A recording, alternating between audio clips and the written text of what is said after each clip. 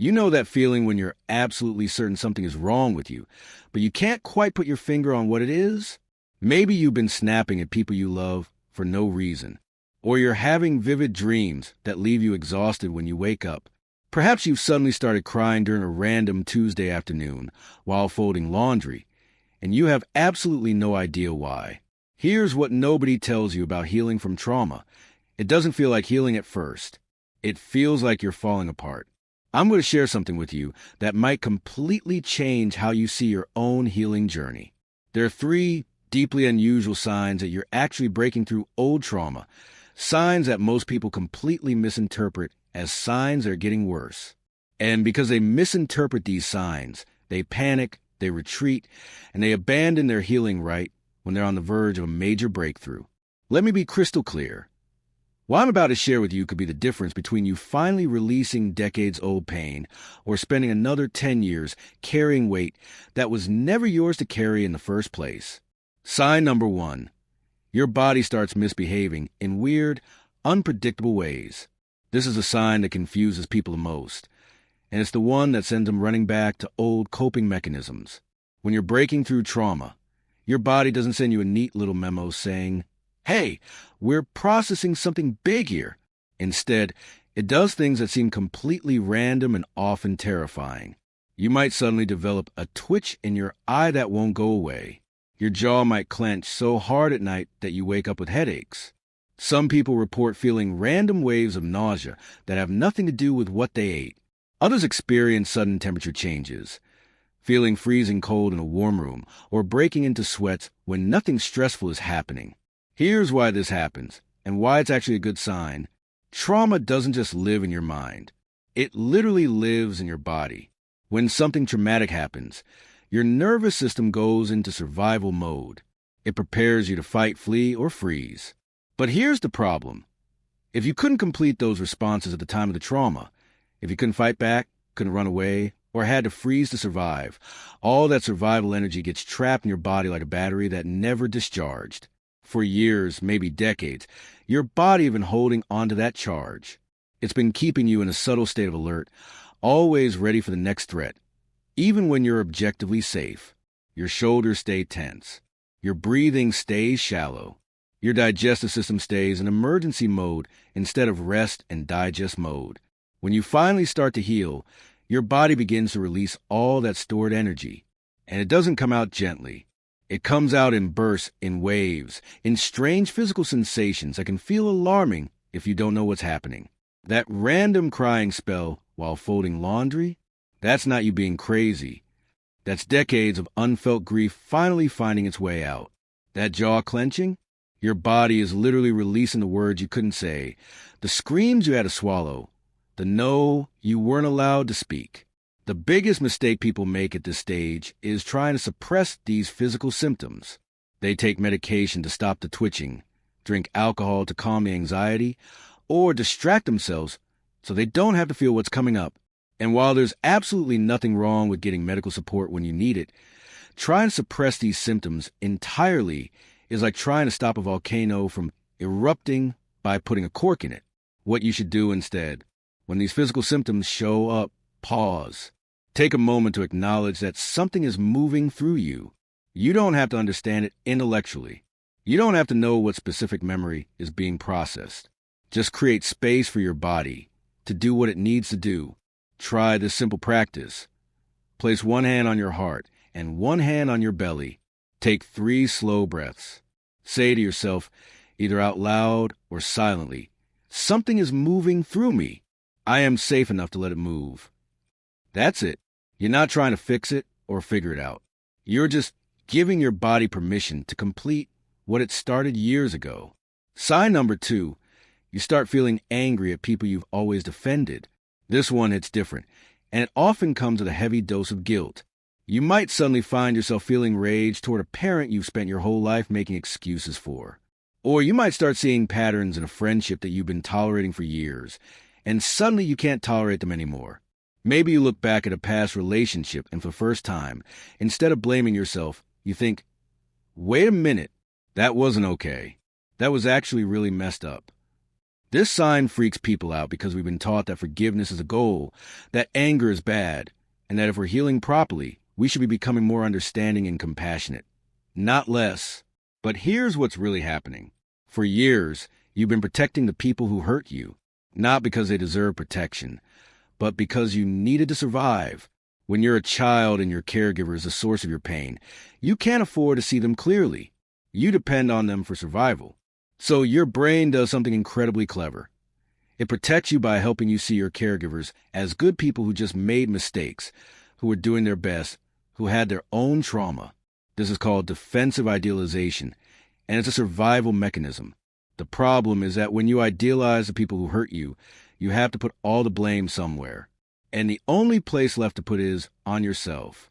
You become the problem. You were too sensitive. You were too needy. You misunderstood. You're the one who needs to change. When you start to break through trauma, this defense mechanism begins to crack. And underneath, it is the anger you weren't allowed to feel. The anger that says, that wasn't okay. I deserve better. I was just a child, and I needed protection, and I didn't get it. This anger isn't a sign that you're becoming bitter or resentful. It's a sign that you're finally seeing the truth clearly. And seeing the truth clearly is absolutely essential for healing. Here's the part that nobody talks about. This anger phase is temporary, but it's necessary. You can't skip over it and go straight to forgiveness. That's called spiritual bypassing. And it doesn't heal anything. It just covers up the wound with pretty words while the infection continues underneath. You have to let yourself feel the anger. You have to let yourself say, that wasn't okay, without immediately adding, but I forgive them, or, but they had their own trauma, or, but I'm over it now. The paradox is that the only way to true, genuine forgiveness, if that's where you want to end up, is through the anger, not around it. And sometimes you don't end up at forgiveness at all. Sometimes you end up at acceptance. This happened. It wasn't okay. I'm not going to keep a relationship with this person, and that's the healthiest choice for me. Both outcomes are valid. Both are signs of healing. Number 3, you suddenly can't do things that used to be easy. This is perhaps the most disorienting sign of all, and it's the one that makes people question whether they're actually healing or just getting worse. You might find yourself unable to attend social events that you used to handle just fine. A work presentation that would have been stressful but manageable now feels absolutely impossible. You might cancel plans at the last minute, struggle to get out of bed, or find yourself unable to do basic tasks that used to be second nature. And here's what makes this especially confusing. Often, these difficulties show up after you've been doing really well.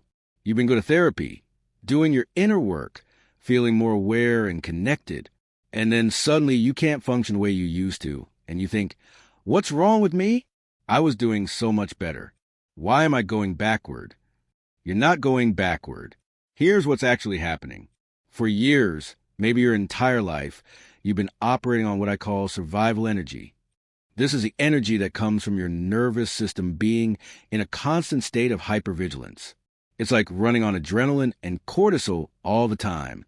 And while that sounds exhausting, and it is, it also gives you a kind of artificial energy that lets you push through things you shouldn't be able to push through. Trauma survivors are often incredibly high functioning. They're the ones who can work 70-hour weeks, take care of everyone around them, never miss a deadline, and keep smiling through it all. They're not doing this because they're superhuman. They're doing it because their nervous system never learned how to rest. They're running on fumes and calling it fuel. When you start to genuinely heal, your nervous system finally begins to relax.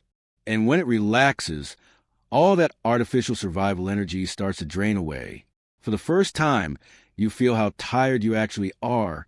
You feel the exhaustion that's been there all along, but that you've been overriding with sheer willpower and stress hormones. This is your body finally trusting you enough to rest. It's saying, okay, we're safe enough now. We don't have to keep running. We can finally stop. The reason this feels like going backward is because you're comparing your current state to your trauma-fueled productivity. But that productivity was never sustainable. It was burning you out from the inside. What's happening now is a regression. It's your body finally asking for what it needed all along. Here's the difficult truth. Real healing often requires you to temporarily do less, not more. It requires you to set boundaries that might disappoint people. It requires you to say no to things that you've always said yes to. It requires you to let some balls drop. And this is where people get stuck. Because society doesn't reward rest. It doesn't celebrate boundaries. It doesn't understand why someone who was fine for 30 years is suddenly not fine. You might face criticism from people who benefited from your trauma-driven productivity. You might face your own internalized voice that says you're being lazy, weak, or self-indulgent. But consider this. A bone that's been broken for years doesn't heal while you're still walking on it. You have to stop walking. You have to rest. You have to give it time to set properly. Your nervous system is no different. What you should do instead, give yourself permission to do less. I know that sounds simple, but it's one of the hardest things trauma survivors ever have to learn. Start small. Cancel one thing this week that you don't actually want to do. Take one afternoon to do absolutely nothing. Practice saying, "I can't make it," without offering an elaborate excuse or apology. And when that voice in your head starts screaming that you're being lazy or letting people down, talk back to it. Say, "I'm not being lazy. I'm recovering from years of running on empty. This rest is medicine." Why these signs are actually breakthroughs. Now that you understand all three signs, let's talk about why recognizing them matters so much. The reason most people abandon their healing journey right before a major breakthrough is because they misinterpret these signs. They think the physical symptoms mean something is wrong with their body. They think the anger means they're becoming a bitter person. They think the exhaustion means they're failing at life. But these aren't signs of failure. They're signs that something that's been frozen inside you for years is finally starting to thaw. And yes, thawing is messy. Ice doesn't turn into water gracefully. It drips. It puddles. It makes things wet and uncomfortable. Your healing is the same way. It's not going to be a smooth, linear journey from traumatized to healed. It's going to be messy. There will be days when you feel worse than you did before you started. There will be moments when you question everything and wonder if you should have just left well enough alone. But here's what I need you to understand. You can't go back to not knowing what you know now. Once you've started to see the truth about your trauma, once you've started to feel the feelings you've been suppressing, you can't unfeel them. The only way out is through. What happens after breakthrough? I don't want to paint an unrealistic picture here. Breaking through trauma doesn't mean you wake up one day completely healed and never struggle again. That's not how it works. What it means is that you develop a different relationship with your pain. Instead of it controlling you from the shadows, you can see it clearly. Instead of it coming out sideways through physical symptoms, relationship problems, or self-destructive behaviors, you can feel it directly and let it move through you. You develop what therapists call distress tolerance, the ability to sit with uncomfortable emotions without having to immediately fix them, suppress them, or distract yourself from them. You learn that feelings, no matter how intense, are just feelings. They come, they peak, they pass. They can't actually destroy you, even when they feel like they might. You also start to reclaim parts of yourself that got lost in the trauma. That playfulness you had as a child before things got hard. That sense of wonder. That ability to trust your own perceptions and feelings. Those parts don't come back all at once, but they do come back. Little by little, you start to feel more like yourself. Or maybe more accurately, you start to discover who you actually are underneath all the survival mechanisms. Moving forward, what you need to know right now. If you're experiencing any of these three signs, here's what I want you to take away from this. First, you're not broken and you're not going crazy. What you're experiencing has a name. It's called healing, and it often looks like falling apart before it looks like coming together. Second, you don't have to do this alone. If you're not already working with a trauma-informed therapist, this might be the time to find one.